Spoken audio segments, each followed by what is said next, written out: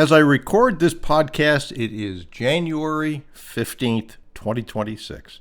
So we're now in the middle of January, and statistically, this is the point where most New Year's resolutions quickly start to fall apart.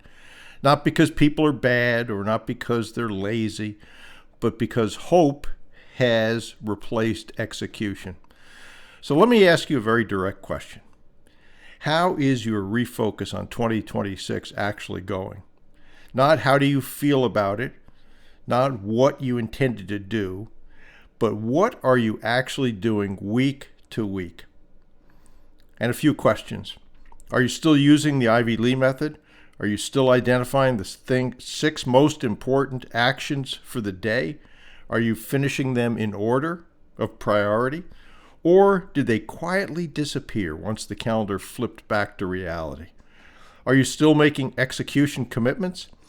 Real commitments that involve other people. Emails sent, calls made, meetings requested, follow-ups completed.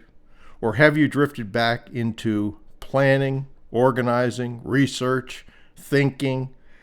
Here's the hard truth.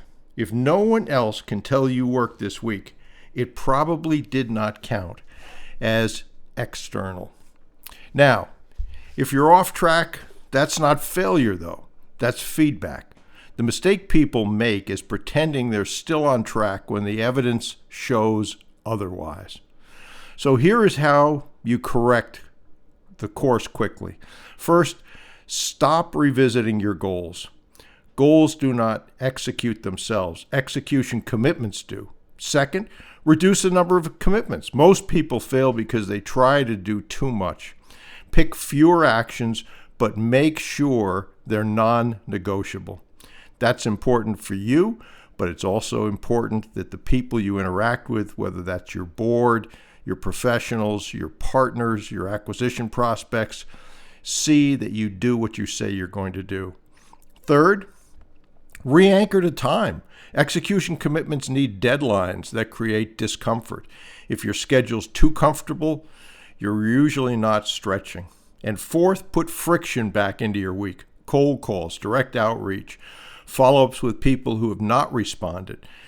These are things that create progress and also resistance. And finally, review this weekly, not emotionally, but factually. What did I commit to do? What did I complete? What did I avoid? And what am I changing next week? Or better yet, what am I changing now? If you are still on track, excellent. Don't ease up. Momentum is fragile. Keep doing what you're doing. Just usually do more of it if you can do that. Consistency in January is what separates people who talk about 2026 being their year from people who dominate 2026. So stay focused, stay uncomfortable, keep executing, taking action on the most important things. And most of the time, people can't do this alone. They need a team around them. They need other people to do tasks as well. So think about, would you benefit from joining my Empire Group coaching or the VIP Mastermind? Those certainly give you the ability to see what other people are doing, closing deals, putting boards together, etc., which, if nothing else, tells you, yes, this is possible. So I hope that helps. I hope your check-in is a realistic, sober check-in on where you are today and to make those course corrections so that 2026 is a year in which you succeed in your goals. Your execution is in support of those goals, and hopefully you will acquire acquisitions in 2026 if you stay focused, take action, and realize that the setbacks are temporary defeats. They are not failure unless you accept them as failure.